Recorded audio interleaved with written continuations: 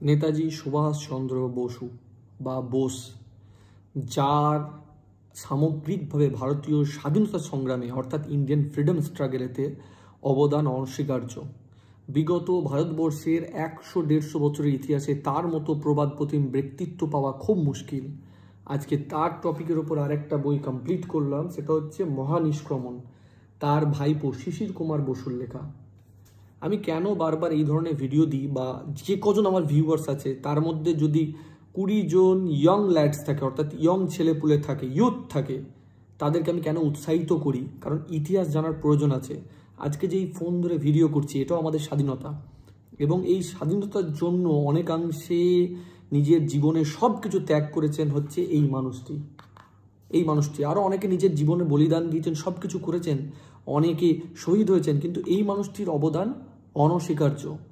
তো আমরা এখন যতই ডকুমেন্টারি দেখি নেতাজির ওপর বা মুভি দেখি, অ্যাকচুয়ালি তিনি যখন ব্রিটিশ সিআইডি, ব্রিটিশ ইন্টেলিজেন্স ব্যুরোকে ধোকা দিয়ে এখান থেকে তার মহানিষ্ক্রমণ হলো, অর্থাৎ তিনি ভারতবর্ষ ত্যাগ করলেন দ্বিতীয় বিশ্বযুদ্ধের প্রেক্ষাপটেতে, সেই ঘটনাটা যে পুঙ্খানুপুঙ্খভাবে কীভাবে হয়েছিল এবং তার জন্য কত ডিটেলড প্ল্যানিং লাগে, সেই প্ল্যানিং সব কিছু পুঙ্খানুপুঙ্খভাবে লিখে গেছেন তার ভাইপো শিশির কুমার বসু।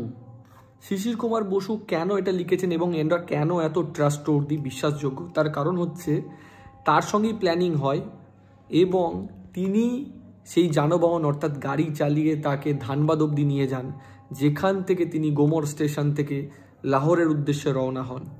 অর্থাৎ তার এই মহানিষ্ক্রমণে অন্যতম সব থেকে বড় যার হাত ছিল তিনি হচ্ছেন তার ভাইপো শিশির কুমার বসু। তিনি এই বইটা লিখে গেছেন। সবাইকে অনুরোধ করব, যারা যে কজন দেখে, যারা ইতিহাস সম্বন্ধে ওয়াকিবহল, এবং সবাইকে অবশ্যই নেতাজির মতো ব্যক্তিত্ব সম্পর্কে জানা উচিত, সেটা একটা আলাদা ব্যাপার, কিন্তু তাও যারা ইতিহাস সম্পর্কে ওয়াকিবহল এবং নেতাজিকে নিয়ে এনথুসিয়াস্ট, তাদের এই বইটা পড়া উচিত। তখনকার দিনে এত বিচক্ষণতা, এত প্ল্যানিং, এত কিছু, মানে এখনকার আমরাও এত স্মার্ট ফরওয়ার্ড হয়ে কল্পনা করতে পারবো না। মানে তিনি কী লেভেলের মানুষ ছিলেন সেটার কিছুটা, মানে 20% ঝলক এইখানেতে তার ভাইপো লিখে গেছে। তো যাই হোক, আশা করছি এই ভিডিওটা ভালো লাগলো। যে কজন আমার ভিডিও দেখে উৎসাহিত হয় তাদেরকে রিকোয়েস্ট করো, প্লিজ বই পড়ার অভ্যাস আনুন। বই থেকে অনেক কিছু জানা যায়, সব কিছু সিনেমাতে, ডকুমেন্টারিতে ডকুমেন্টেড হয় না, কারণ সরকারের অনেক কিছু ব্যাপার থাকে, কিন্তু বই এমন একটা জিনিস যেখানে অনেক কিছু নিজের মতো করে নিজের কথা লিখে রাখা যায়। সুতরাং বই পড়ার অভ্যাসটা ফিরিয়ে আনা উচিত।